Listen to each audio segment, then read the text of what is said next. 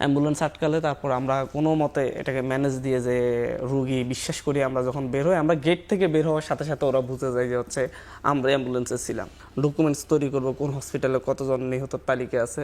18 তারিখেই সেখানে 20 জনের উপর মানে হচ্ছে লাশ সরাসরি একজনের দেখছে, আমাদেরকে এভাবে বললো, কিন্তু কোনো তালিকা নেই। আমরা আব্দুল হান্নান মাসুদ আপনার কাছে যেতে চাই, এই মুহূর্তেটা আপনারা এই 28 তারিখের পরে অনেকটা আন্দোলন যাতে বন্ধ না হয় একটু আত্মগোপনে গেলেন, সেটি এখানে শুরুতেই বলে রাখি, অনেক সত্য চাইলেও বলা যাবে না, অনেক কিছু আমাদেরকে অ্যাভয়েড করে যেতে হবে। আমরা মিথ্যা বলবো না কোনো কিছু, কিন্তু মিথ্যা বলবো না, এতটুকুই। তো হচ্ছে আমাদের আত্মগোপনে যাওয়ার কোনো ইচ্ছে ছিল না, আমরা প্রকাশ্যেই ছিলাম। আমরা সেদিন 26 তারিখ যখন হচ্ছে 26 তারিখ কি 25 তারিখ তোমাদেরকে নিয়ে যাওয়া হয়েছিল, 26 তারিখ সেদিন আমরা দুপুরবেলায় জুমার নামাজের পর বের হই। আমি ফোন দিয়ে আমার বাসার ওখানে, আমি যেখানে ছিলাম কাছাকাছি একটা জায়গায় ছিলাম, সেখানে আমি মাহিন সরকার, রিফাত রশিদ আর মেহেদি তিনজনকে ডেকে বলি যে হচ্ছে আমরা হসপিটালগুলোতে যাব এবং হচ্ছে সকলে আমাদের আহতদের খোঁজখবর নিব, কতজন করে নিহত হয়েছে, আমরা একটা ডকুমেন্টস তৈরি করব, কোন হসপিটালে কতজন নিহত তালিকা আছে। তো সেই উদ্দেশ্যে আমাদের বের হওয়া। আমরা উত্তরা কুয়েত মৈত্রী হসপিটালে গিয়েছি, প্রথম বাংলাদেশ হসপিটালে গিয়েছি। সেখানে যাওয়ার পরে আমাদেরকে তালিকায় একজনও মৃত মানে মারা যাওয়ার কোনো তালিকা ছিল না। তো আমরা সেখানে খবর পাইছিলাম শুধুমাত্র 18 তারিখেই সেখানে 20 জনের উপর মানে হচ্ছে লাশ সরাসরি একজনের দেখছে, আমাদেরকে এভাবে বললো, কিন্তু কোনো তালিকা নেই, আহতও কেউ নেই। সর্বশেষ জোরাজুরি পরে একজন আহতকে আমাদেরকে দেখিয়েছে গুলিবিদ্ধ অবস্থায়, এবং তারা এটাকে লুকিয়ে রাখছে। আমাদেরকে বললো যে এটা যেন মিডিয়াতে আমরা না বলি। সেখান থেকে আমরা কুয়েত মৈত্রী হসপিটালে যাই। সেই জায়গায় যাওয়ার পরে সেখানে আমাদেরকে মূলত হচ্ছে আটকের উদ্দেশ্যে সেখানে গোয়েন্দা সংস্থার লোকজন ভিড় করে, ধীরে ধীরে ভিড় বাড়তে থাকে। আমরা এটা বুঝতে পারি এবং হচ্ছে বিভিন্ন জায়গা থেকে আমাদের যে লিঙ্ক অ্যাপ ছিল, আমরা তাদের কাছ থেকেও খবর পাই যে এখানে গোয়েন্দা সংস্থার লোকজন আসছে। তখন আমাদের আব্দুল গাপ্পার ভাইয়ের সাথে যোগাযোগ হইতো। এরপর হচ্ছে সেখানে আর হচ্ছে সাইমুম কি নামে একজনের সাথে যোগাযোগ হইতো, টেলিগ্রামে কথা হইতো। তো সেই যোগাযোগের মাধ্যমে এবং হচ্ছে মুনতাসির ভাই নামে একজন, ওনার সাথে যোগাযোগ হইতো, ওনারা আমাদেরকে এই ইনফরমেশনগুলো দেন। সেখানে তারপরে আমরা অ্যাম্বুলেন্সের জন্য কয়েক জায়গায় যোগাযোগ করি। পরে হচ্ছে গাপ্পার ভাই অনলাইনে অ্যাম্বুলেন্স সার্চ করে একটা অ্যাম্বুলেন্স নেয়।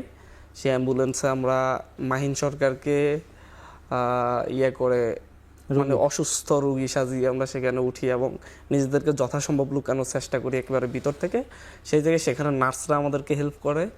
পাশাপাশি হচ্ছে আমরা উঠার পরে প্রথমে আমাদেরকে সন্দেহ করে যে আমাদের ইয়েটা আটকাই, আপনার আমরা তখন অতটা পরিচিত ছিলাম না আর কি। আমাদের তখন অ্যাম্বুলেন্সটা আটকায়। অ্যাম্বুলেন্স আটকালে তারপর আমরা কোনো মতে এটাকে ম্যানেজ দিয়ে যে রুগী বিশ্বাস করি আমরা যখন বের হই, আমরা গেট থেকে বের হওয়ার সাথে সাথে ওরা বুঝে যায় যে হচ্ছে আমরা অ্যাম্বুলেন্সে ছিলাম। আমাদের পিছনে তারা কালো মাইক্রো এবং বাইক নিয়ে তাড়া করে। এই তাড়াকে আমরা পথে পথে তখন যোগাযোগ করি। আমাদের তখন শিবিরের প্রতিনিধি হিসেবে ছিলেন সাইমুম ভাইয়ের সাথে মনে কথা হইতো একজন টেলিগ্রামে, ওনার সাথে যোগাযোগ করি। ওনারা আমাদেরকে বসুন্ধরার দিকে যেতে বলেন কোনো একটা বাসায়, বাট আমরা সেদিকে যেতে পারিনি। এরপরে মুনতাসির ভাইয়ের সাথে কথা বলি, এর সাথে কথা বলি বিভিন্ন লিঙ্ক অ্যাপে। এর মাঝখান দিয়ে হচ্ছে একটা রাষ্ট্রের দূতাবাসের কয়েকজনের সাথে আমরা যোগাযোগ করি এবং আমরা বলি যে হচ্ছে আমাদেরকে অন্তত কিছু সেফটি এখন সার্ভ করতে ওরা পারবে না বলে জানাই। তো তারপরে আন্তর্জাতিক একটা সংস্থার মাধ্যমে আমরা একটা হেল্প পাই। আমরা সেদিন আমাদেরকে তারা তাড়া করতে করতে একেবারে ইউএস দূতাবাসের সামনে পর্যন্ত যাই। সেখানে গিয়ে আমরা ইউএস দূতাবাসের সামনে প্রায় আধা ঘন্টার মতো দাঁড়িয়েছিলাম স্ট্যান্ড স্টিল। তারা কিছুক্ষণ দাঁড়িয়ে থেকে তারপর চলে যাই। সেখান থেকে গিয়ে সেখানেই ছিলেন। পরে না আমরা ইউএস দূতাবাসে ছিলাম না, আমরা পরে অন্য একটা ইন্টারন্যাশনাল একটা অর্গানাইজেশনের অফিসে ছিলাম। সেখানে একদিন ছিলাম। পরদিন ওনারা আমাদেরকে বিভিন্ন জামা কাপড় কিনে দেয়। আমরা তারপর দিনই বের হইতে চাইছিলাম, কিন্তু তখন আমাদেরকে ওই যে সাইমুম ভাই এরপর আরো যাদের সাথে আমাদের যোগাযোগ হইতো তারা আমাদেরকে খুব রাশলি, খুব মানে হচ্ছে হার্ডলি বলছে তোমরা বের হওয়া যাবে না, তোমাদেরকে সেফ থাকতে হবে, ইয়ে করতে হবে আন্দোলনের স্বার্থে। হ্যাঁ, তখন শহীদুল আলম ভাই আমাদের জন্য একটা ম্যানেজ করে দেন, সেফ হাউসের একটা ম্যানেজ করে দেন। আমরা সেখানে আরো 2 দিন থাকি। সেখানে একটা স্কুলে ছিলাম, সেই স্কুলে থাকা অবস্থায় আমরা মানে হচ্ছে এই আন্দোলন প্রত্যাহারের যেই মানে জোর করে ডিবি হেফাজতে নাটক করা হয়েছে আর কি। যে নাটক করা হয়েছিল সেটা দেখতে পাই। এই সময়টা আমাদের জন্য খুব কঠিন ছিল এবং সারা দেশে একটা প্রতিক্রিয়া তৈরি হয়েছিল। তখন আমরা আপনারা কি একসঙ্গে করব, তিনজন ছবি তুলে দেন, হাত হ্যাঁ, মুষ্টিবদ্ধ আমরা হাত। কি করব সেটা ভাবতে পারছিলাম না, মানে আমাদের কি করা উচিত এবং দ্রুতই করা উচিত যেটা করা উচিত। তখন আমাদেরকে গাপ্পার ভাই বলে যাচ্ছে এখন নেটওয়ার্ক সমস্যা আছে, তোমরা একসাথে দাঁড়িয়ে তিনজন মুষ্টিবদ্ধ হাত দিয়ে একটা ছবি দাও, তারপরে যাই আমরা আলোচনা করে সিদ্ধান্ত নিব কি কর্মসূচি দেওয়া যায়, কিভাবে আগানো সেটাই যায়। পরে আমরা দেখলাম। তো সেটাই আমরা সাদিক, প্রস্তুতি করি একটু তখন। আমরা শুনছিলাম